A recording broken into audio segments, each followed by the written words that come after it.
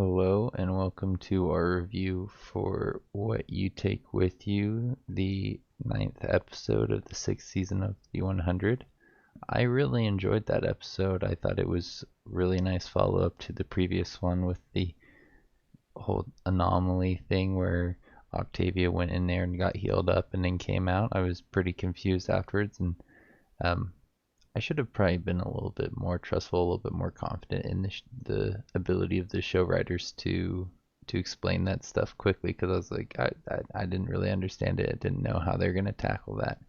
And I think you know, having had a little bit of time to think over it and to kind of process what they did this week, it makes sense that they would introduce like a bigger mystery for the second half of the season that we can kind of start to unravel now. Like, who knows what happened to Dioza, where she went, and why Octavia was able to come back and not Dioza, or if Dioza didn't want to come back. And there's a lot of unanswered questions that I'm okay with, because it leaves us places for the show to go in the future. And I don't know. I also really enjoyed what they did with Octavia. I thought Octavia's whole like internal struggle was really, really, really, really well done. What did you think of the episode? I enjoyed it. I liked the focus on Octavia because she is one of my favorite characters. So that was nice to see finally. Um, yeah, I thought the pace was nice. I didn't get bored or anything, which is sometimes happens if they're kind of well, that's not true. I did get bored of Kane and Abby "Oh, wow, you're so great." That was a little annoying, Yeah, but I think we're in agreement there. We're both like, okay, God, next scene, next just scene. go And then away. like the very end of the episode, I was like, oh, why does this have to be the note we end this episode on? I enjoyed most of this episode, but it's just like I've never enjoyed Abby as a character, and then the whole interactions with Kane and her felt very like drawn out. Like they didn't need to make them into as many scenes as they made them into, as much time as they put into it. It just felt like wasted time. Hmm. Yeah. And I'm also just annoyed that they brought him back for one episode, or one and a half episodes. It just seems like why bother? Yeah, they felt obligated to give him more of a goodbye, but felt like it would have been more interesting for them to be just like, well, no, this main character just dies, like a human Yeah. being. But no, they had to give him some kind of dramatic finale. I and then I felt really bad for the wife of the guy whose just husband No, sacrificed that his would be body. I can't even imagine how that would be in real life. Because obviously they're all kind of, well, I don't know, brainwashed. Uh, in the 100 universe. But could you just even imagine that happening in real life? That would be the most awkward encounter ever. Yeah, thanks for your sacrifice. We're gonna Like, completely throw it away. But yeah. then, like, I guess they think it's not Also, could you really a imagine how she sacrifice. feels after she finds out that Kane is "Oh no, I don't want this body," and just throws it off of a space station? Oh my God. I Yeah. hope she's pissed off and I'm curious if something will happen there, but I really don't think so. But it would Well, be kind of cool. they didn't kill those people. They took them prisoner, which is kind of merciful, I guess. Indra's not Maddie or Shade Hada or whatever. She's not too crazy. She seems like she's pretty practical. I could see her being a bit like Murphy and siding with the Primes, but she has her allegiances, which I think was part of what they were trying to show with her in this episode. Like, yeah, she had her history of making practical decisions, but she's also been with people like Raven on their side for a long time, and that's actually changed her for the better. And I thought it was cool, like the people that she brought, that they woke up. It seemed like a little mix of the people from the ground, and also people in the arc, but people who had been, I think, part of one crew, you know, those Hmm. grounder sky crew people that were probably more loyal to Indra. I think they kind of woke those people up first, which is nice because I think both of us missed Indra. We thought Indra was, like, I think one of the better characters. We've always enjoyed her, Hmm. and we kept saying to each other, "Has she been in the previous episodes? Is she dead? I hope she's not dead." And it's like, yay! Finally, we get to see her kick some butt. Yeah, we looked it up on the wiki, like whenever the last episode was, I think. She was probably just like busy or something. Who knows? Like, I have no idea. Probably. It could be like what happened with Kane, because I guess he's got another I hope show. it's not like that. I don't want them to bring her back and then kill her in the next episode. Just, I doubt Please, it. can we just have Indra? That would be really sad. That I would don't be so know. They have annoying. enough characters. They could probably, if she's not too busy, they just work around her schedule. Yeah. I thought the whole green box, red box, like symbolism was pretty interesting because I thought, the red box obviously symbolized the past and the green box symbolized the future, but Octavia wanted to confront her past before she could move on. I'm not entirely sure what happened in the anomaly. It sounds like she has no memory of it, but she kind of knows that she's got a lot of stuff that she needs to face before she can move forward, and I think she kind of knows now how she's going to do it. Dioza helped her kind of find the will to live, and now this vision has given her a path to redemption, which is I guess it's protecting those people that she cares about, those people that have kind of turned their back on her. Um, Yeah. I mean, theoretically, that's what it is, right? Like, she didn't actually say what her plan was. She just, like, hopped on a motorcycle and tried to take off. yeah, So I would bet there's more than just that, but I don't know. Hopefully, they talk more about it next week.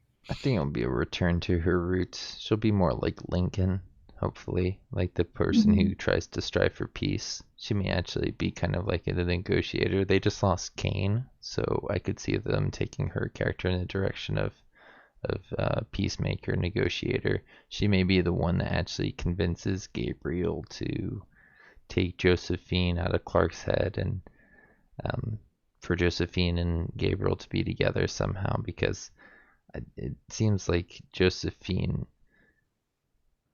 she had feelings.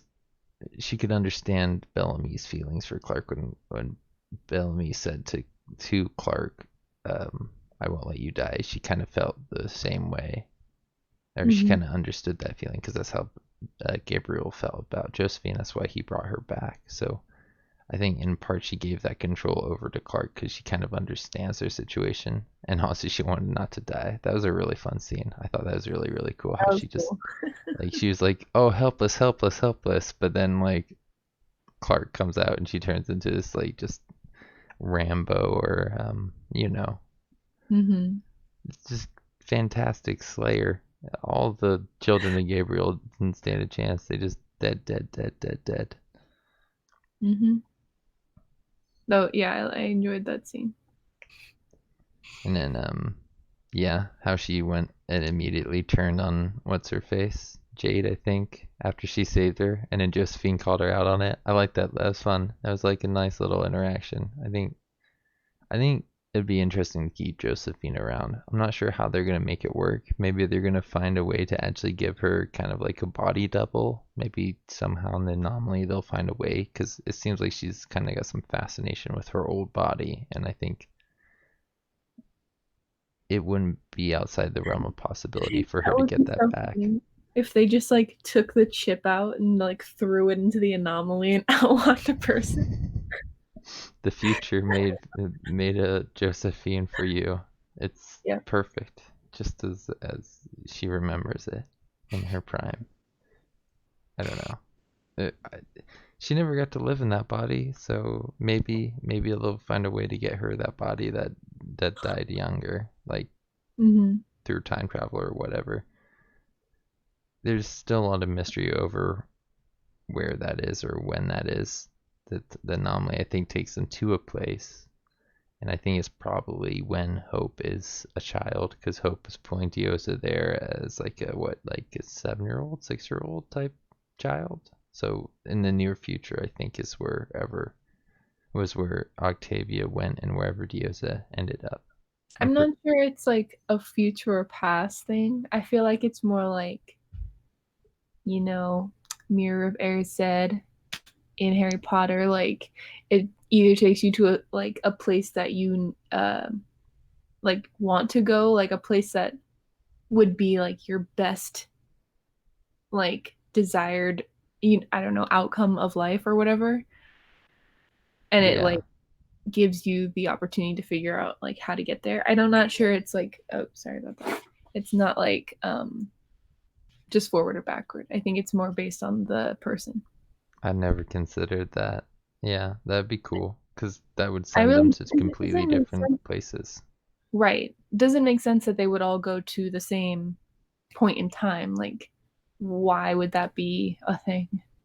You know? I mean, that was my thinking. Maybe it has something to do with the spiral drawings that they showed at the beginning. It only came up briefly, but I think that has something to do with um, the whole mystery of the anomaly, and it might Mm-hmm. be part of the title, what you take with you, because they all seem to be very drawn to that shape, and that's kind of like the common souvenir that they all seem to have.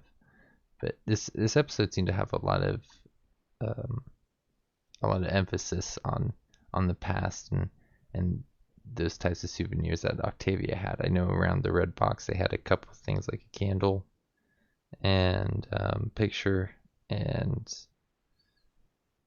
what else was there? A jar full of something looked like peanuts, maybe. I'm not too sure. But I think some of that must have been tied to like Lincoln, and other things were tied to the when she was the Red Queen, and other times throughout the show. And those were things that I think would also been tied to some of her bigger regrets. I'm not sure what it was that reminded her of Pike from all those things, if there was one that was more closely tied to Pike, but I thought that was really neat how they kind of spelled out the parallels between Pike's storyline and his arc and the Red Queen, because I hadn't quite seen everything that was there with how she was putting people to death, kind of like how Pike would put Lincoln to death. That was, I think, very obvious right in front of the audience, but I missed that. I saw a lot of the other parallels that they had with her character and those interactions with Lincoln and everybody else, but I hadn't quite seen that exact one. I thought that was really, really powerful. Well, I completely forgot that Pike killed Lincoln in the first place, so you're way ahead of me on that, on the show memory stuff, but oops. That may have been why they included that when they showed Pike. People were like, "Who's this guy I hope I'm again?" not the only one who forgot. That would be kind of embarrassing, but like, I mean, I'm just so impressed that they got the actor back. That they're able to not only get Clark's father back for a couple scenes like this season, maybe more than we've seen, but also him and maybe um, Lexa. I think they also got the actress who played Allie. Yeah, they got her back for a scene. So it's like they have a lot of just like a lot of talent they can pull on here and there. And I don't think we're gonna yeah, see Pike but again, like, but who knows? I That was don't, cool. That was fun. well, I'm not that surprised that they could get them for like for the right price. Why wouldn't you come back and do like a day's worth work, you know? Mm-hmm. Mm. I'm trying to see what else I have here in my notes. Apparently, Gabriel's been trying to kill Josephine for 70 years. I didn't know it had been that long. Relationships, right? I guess, yeah, they've had problems for a while. Like, And that means They've had problems for a while. basically since he was last resurrected, they've had problems because he was like what 100 or something, which means he was like late 20s when he or 30s when he started having issues with her. That seems pretty early in that lifespan of that last host. Hmm. Maybe that was tied to the whole Isaac incident. Wait, no, Isaac was a while ago, wasn't it? I'm not too sure.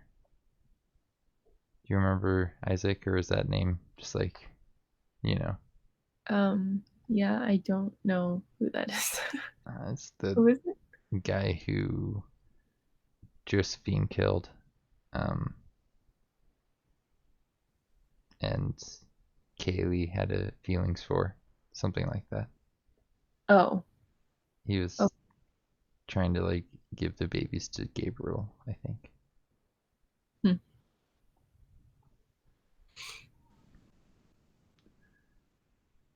Oh, yeah, I thought it's really neat that Clark stole Mandarin from Josephine, and I'm guessing there's gonna be more stuff like that because Josephine's a pretty smart person, right?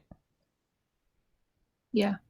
I think they showed her doing some physics in the in that cafe where that kid killed himself. So she's probably got a different skill set to Clark that Clark's gonna be able to now call on, and maybe now she'll be able to work in Hmm. the shop with Raven, be kind of like a tech genius as well.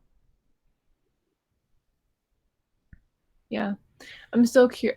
I'm like wondering what they're gonna do with Josephine because I don't think they're going to like just get rid of that character. I don't know. It seems weird to like waste that person on They'll, like one season or however much longer they have that happening. But I guess we'll see what happens there. I'm pretty sure they'll get Clark back, but yeah, um, there's not really any Nightbloods for them to put the chip in now, especially with Yeah, not anymore. Thanks, Kane.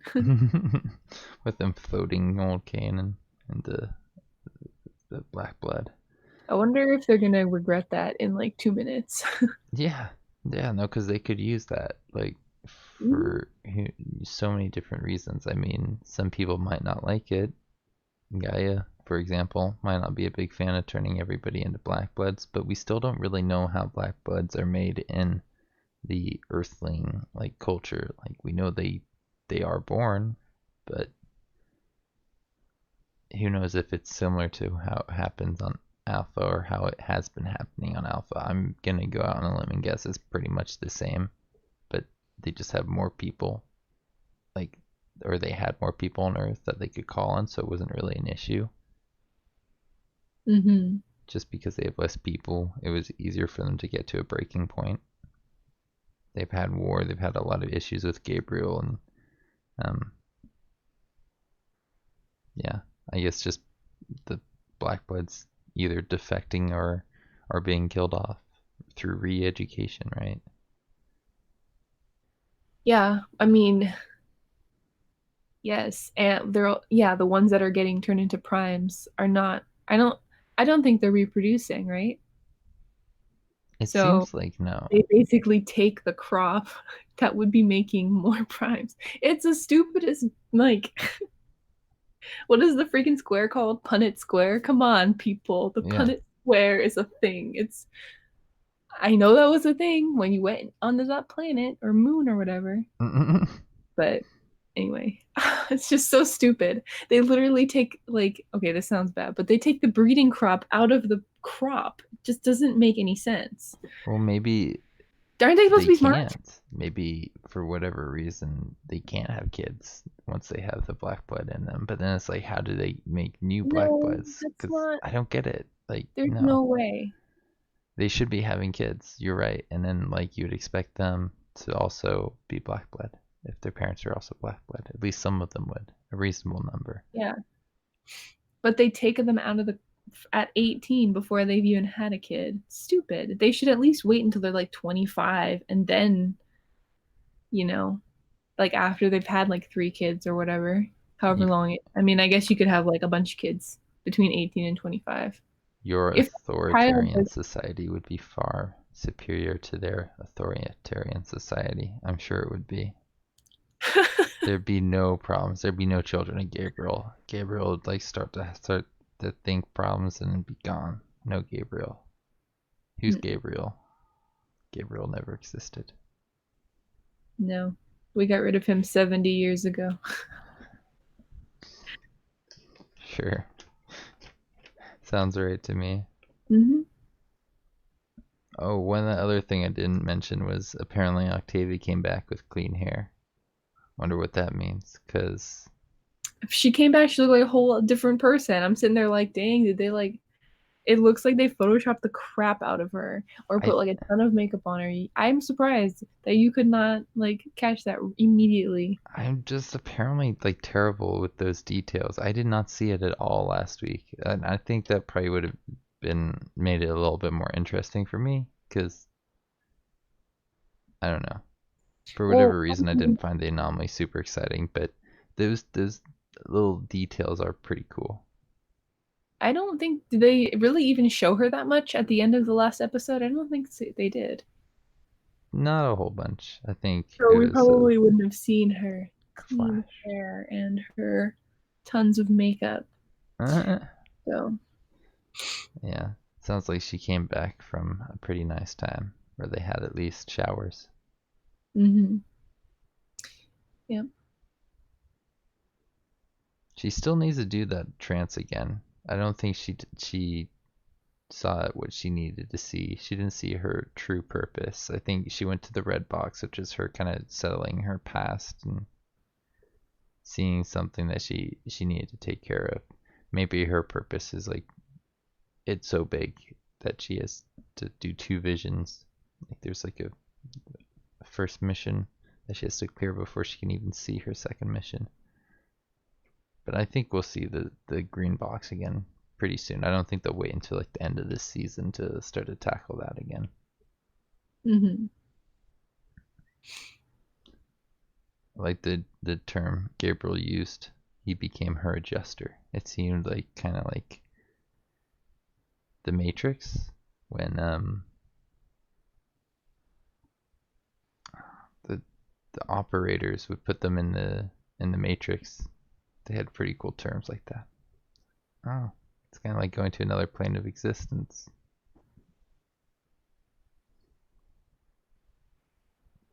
And you know, it's kind of like the red pill, right? In the Matrix, right? Um, I fell asleep during the Matrix, I so I don't know. don't know. Maybe I'm going out on a limb there. But that's everything I had in my notes. Is there anything else you wanted to talk about before we wrap it up? No, I don't think so. Cool. Well, we'll be doing this next week, and we'll see you then.